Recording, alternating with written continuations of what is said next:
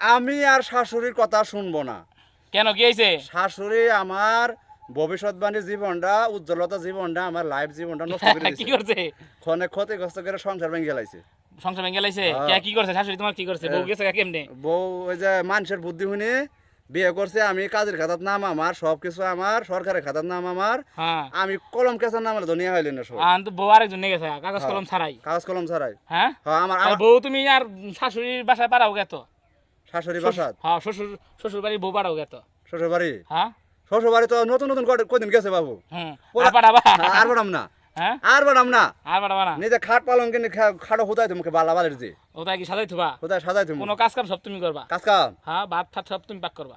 ওটা আমি পাম না, ওটা বেড়ে মেশে কাম তো। তোমার করে না, ওটা বউ থাকবো না। তাই হ্যাঁ, এবার বিয়ে করলে তাই করা লাগবো। ভাত খাবার রান্না মামা। হ্যাঁ হ্যাঁ ভাত পুত হ্যাঁ হ্যাঁ। ভাত পুত তো বেড়ে আচ্ছা তাহলে কও ও ভাই। অডিয়েন্স দে বলো যে আমি আর কোনোদিন বিয়ে শাদী করলে বউ পাঠাম না। ভাত তো বেড়ে মেশন দে। হ্যাঁ বলো। আমাকে হ্যাঁ আচ্ছা এটা বলো যে আমি আর বিয়ে শাদী করলে বউ শ্বশুর বাড়ি পাঠাম না, বলো। আমি যদি আর বিয়ে শাদী করি আল্লাহ না ভর আল্লাহর হ্যাঁ। দোয়াই হুম পিরি হাসিলের দোয়াই আল্লাহর দোয়াই হুম। আমি আর কোনোদিন বউ শ্বশুর বাড়ি পাঠাবো না। আর কোনোদিনই না? শ্বশুর বাড়ি অতিরিক্ত নিয়ম ছাড়া পাঠালে বউ কি হয় জানেন? কি হয়? বউ অতিবাদ ইবলিশ শয়তান।